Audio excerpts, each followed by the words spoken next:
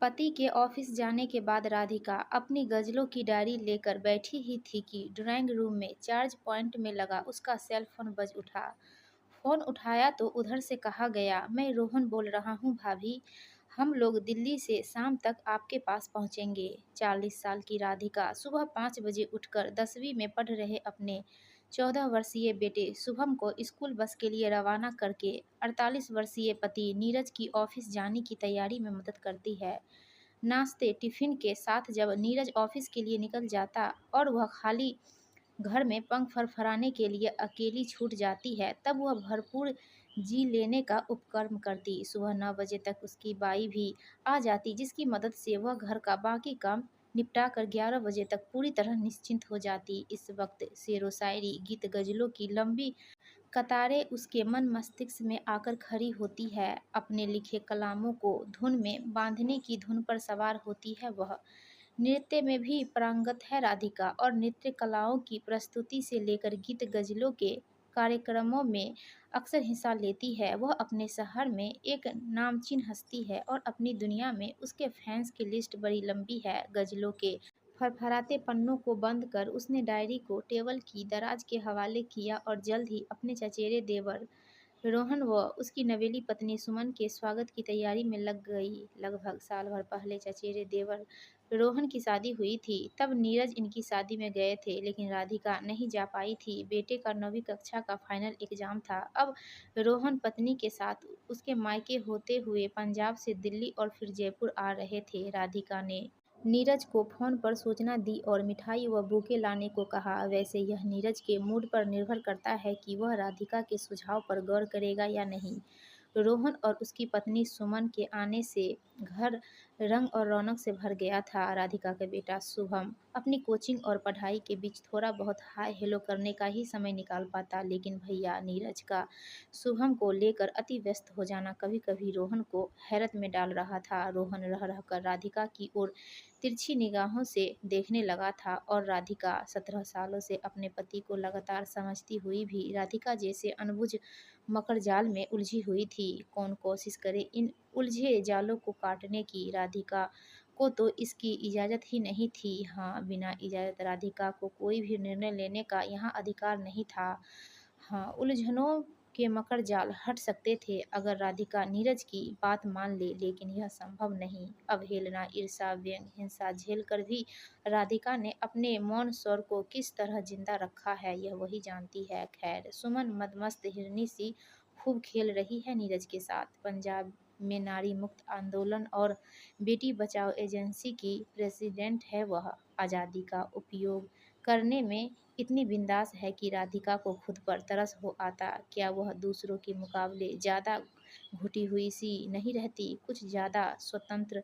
नीरज यूँ तो अच्छी भली नौकरी में है, देखने में भी स्मार्ट है, लेकिन उसकी एक ही परेशानी है राधिका। रोहन जब से आया है हर प्रकार की मौज मस्ती, खान पान, घूमने फिरने के बीच एक और चीज़ जो सबसे ज़्यादा महसूस कर रहा था वह यह कि नीरज राधिका को लेकर काफ़ी अशांत था। वह जानने को आतुर था कि राधिका जैसी सुंदर, सुघड़, मितभाषी स्त्री के प्रति भी किसी पुरुष में आक्रोश हो सकता है। अमेरिका से आते वक्त एक मधुर मजाकिया माहौल की कल्पना उसके ज़हन में बसी थी, लेकिन यहाँ माहौल इतना तनाव भरा होगा उसके ख़्यालों में भी नहीं रहा था। अमेरिका से वह आया था जहाँ उसके पिता डॉक्टर और माँ एक शोरूम की मालकिन है।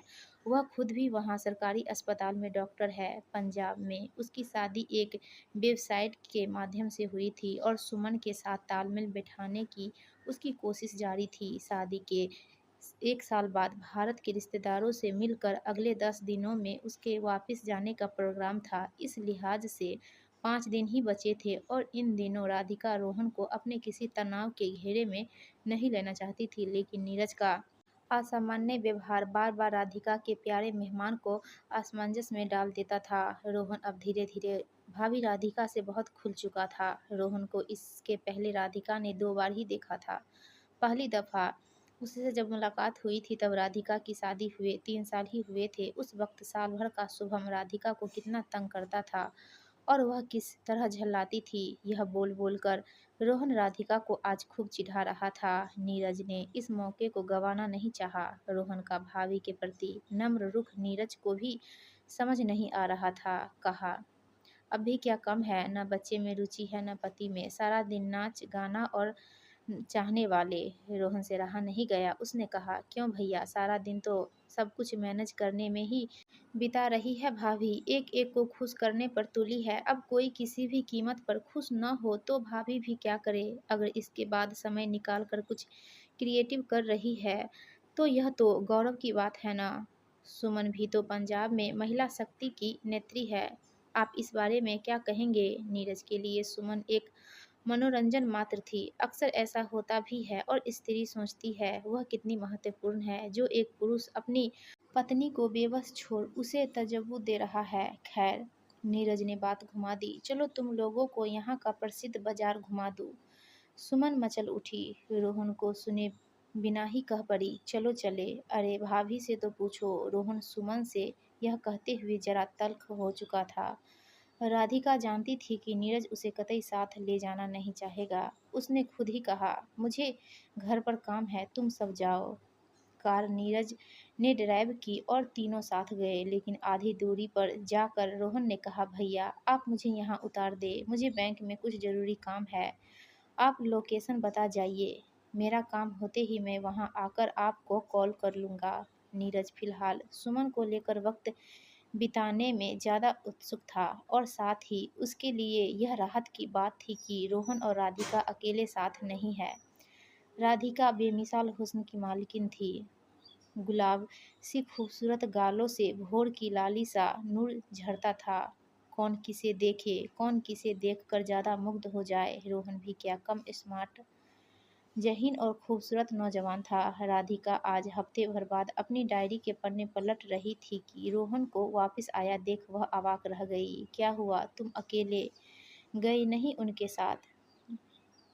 बर्दाश्त करो थोड़ी देर। नीरज भैया और सुमन का अकेले घूमना। क्यों, क्या हुआ? क्या नहीं हुआ भाभी? रोहन राधिका के पास आकर सोफे पर बैठ गया, उसके हाथ पर अपना हाथ यूं रखा जैसे वह उसका संबल हो। फिर शांति से पूछा, राधिका, हाँ नाम ही सही रहेगा। इस मामले में मैं तुम्हारी राय नहीं मांगूंगा क्योंकि मैं जानता हूँ तुम संस्कारों की दुहाई दोगी और हम किसी नतीजे पर नहीं पहुँच पाएंगे। राधिका बेहद उलझन वाली स्थिति में आ गई थी। उसने झिझकते हुए पूछा, आखिर क्या कहना चाह रहे हो तुम रोहन? तुम्हें क्या हुआ राधिका, मुझे बताओ। भैया क्यों तुमसे खफा खफा रहते हैं? तुम इतनी खूबसूरत हो, मितभाषी, सबका दिल जीत लेने वाली, गीत नृत्य में माहिर हो, फिर क्यों भैया अक्सर व्यंग कसते रहते हैं जैसे उनके अंदर बहुत क्रोध जमा है तुम्हारे लिए। रोहन, यह दुविधा मेरे लिए आग का दरिया है और इसमें डूबे रहना मेरा समय। आप इतनी टैलेंटेड और खूबसूरत हो, क्यों सहती हो इतना? शुभम के लिए उसे मैं टूटे घरौंदे का पंख टूटा पंछी नहीं बनाना चाहती। तुमने जो सोचा है वह एक माँ का दृष्टिकोण है। मैं अभी सबसे पहले माँ ही हूँ रोहन। और तुम खुद, तुम जैसा प्यारा दोस्त अगर साथ रहे तो खुद को भी धीरे धीरे समझने लगूंगी। राधिका, मैं कब से तुमसे यही कहने वाला था, हम अब से पक्के दोस्त। तुम मुझे अपनी सारी परेशानी बताओगी और घुटन से खुद को मुक्त रखोगी। मैं जानता हूँ तुम कितनी अकेली हो। अपने मायके में तुम इकलौती बेटी थी और अब तुम्हारे माता पिता रहे नहीं। मैं यह भी समझता हूँ कि तुम्हारी पहचान की वजह से तुम बाहर अपना दुख किसी से साझा भी नहीं कर पाती होगी। कितनी घुटती होगी तुम। राधिका, आज तुम्हें जानने के लिए मैंने भैया के साथ सुमन को भी अकेला छोड़ देना पसंद कर लिया। राधिका की आंखों से टप टप आंसू उसकी गोद में गिरने लगे, जैसे सालों से धरी रखी ग्लानि अब तोड़ चुकी थी अपनी सीमाएं। ये बड़ी उलझन भरी बातें हैं, तुम कैसे समझोगे रोहन, तुम तो अभी बच्चे हो। अब कान खींच लूंगा तुम्हारा, समझी? हमारी दोस्ती के बीच अब कभी भी उम्र को मत लाना। आंसुओं के बीच राधिका की आंखों में वैसे ही चमक उठी जैसी बारिश के बाद कई बार दिखती है। निगाहें मिली दोनों की और छोटी छोटी समझ की बड़ी सी जगह बन गई। तो बताओ, हक से यह कहा रोहन ने तो राधिका ने मुंह खोला। नीरज, खुद बहुत हैंडसम और अच्छी नौकरी में है, मगर वे स्वीकार नहीं पाते कि उनके रहते कोई मेरी प्रशंसा करे, रिश्तेदार, जान-पहचान वाले या मेरे परिचित-अपरिचित फैंस। मैं अपना काम और नाम छोड़कर सिर्फ उनके हाथों की कठपुतली बन जाऊँ, तो शायद उनका दिल पसीजे। दरअसल नीरज में प्रतिद्वंद्विता और तुलना करने की भावना हद से ज़्यादा है, जो उन्हें कभी चैन की सांस लेने नहीं देती। जब तक वे मेरा आत्मविश्वास नहीं तोड़ते, उनका आत्मविश्वास नहीं बढ़ता। रातें मेरी कभी खुद की नहीं रहती। वे अपनी मर्जी थोप कर मुझे कमतर का एहसास कराने की कोशिश करते हैं। राधिका बोलते हुए अचानक रुक गई। शायद ज़्यादा खुल जाने की झिझक ने उसके शब्दों को रोक लिया। यानी तुम्हारी इच्छा या अनिच्छा का कोई मोल नहीं। जो वे चाहे। पति पत्नी में रिश्ता तो बराबरी का होता है। परेशानी और भी है।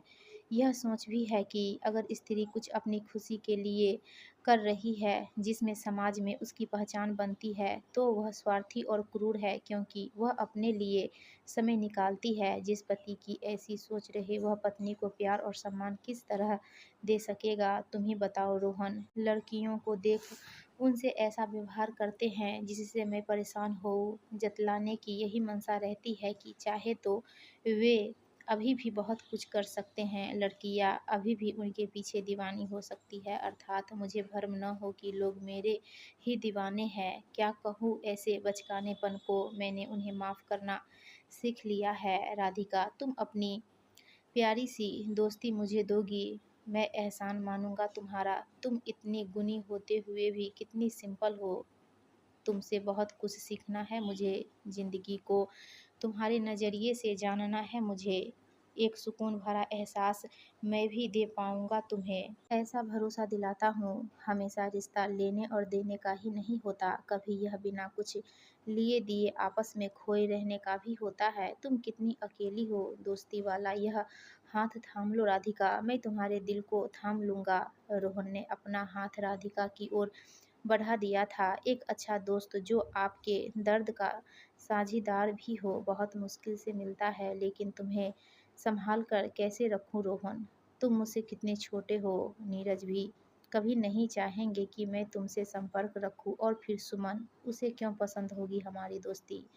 तो राधिका, तुम अभी भी उलझी हुई हो सामाजिक संपर्क में। मैं तुम्हारा देवर हूँ, लेकिन जहाँ दोस्ती का संबंध सबसे ऊंचा होता है, वहाँ रिश्तों की थोपी हुई पाबंदियाँ मायने नहीं रखती। रही बात भैया और सुमन की, तो एक बात का उत्तर दो, तुम्हें उत्तर खुद ही मिल जाएगा। भैया क्या तुम्हारे दिल के राजदार है? क्या उन्होंने तुम्हें यह अधिकार दिया है? क्या वे तुम्हारे दिल के हमदम है? उनका वास्ता तुम्हारे शरीर से है, तुमसे नहीं। घुट-घुट कर बच्चे को बड़ा कर तो लिया, अब बाकी ज़िंदगी में एक अच्छी सी दोस्ती को भी अपनाना नहीं चाहोगी? जहाँ तक सुमन की बात है, तो वह आज की मॉडर्न प्रोफेशनल लड़की है और उसके खुद के पक्के व अच्छे पुरुष दोस्त है। राधिका, जैसे तुम अपने रचना संसार को भैया के ना चाहते हुए भी जिंदा रखे हुए हो, क्योंकि तुम जानती हो कि तुम सही कर रही हो, उसी तरह हमारी दोस्ती को खुद के दिल दिमाग के सुकून के लिए जीने का हक दो। हम दोनों अपने अपने पार्टनर के साथ सच्चे और अच्छे रहे, और इसके लिए शादी से अलग रिश्तों में भी समझ कर चले। सबकी अपनी ज़िंदगी के मायने हैं और शादी से वे मायने ख़त्म नहीं होते। कम बोलने वाला रोहन इतना बोलकर एकदम चुप हो गया। थक कर बेबस सा राधिका की ओर देखने लगा।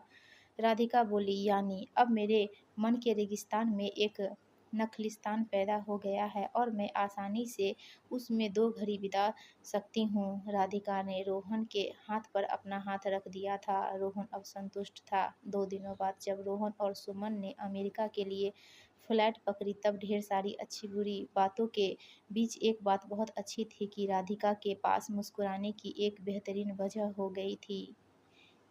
इन भीगी सी पलकों में एक गुलाबी सा ख्वाब पैदा हो गया था, जो बड़ी आसानी से अब उसे सहलाता बहलाता और वह बेवजह ही मुस्कुराने लगती।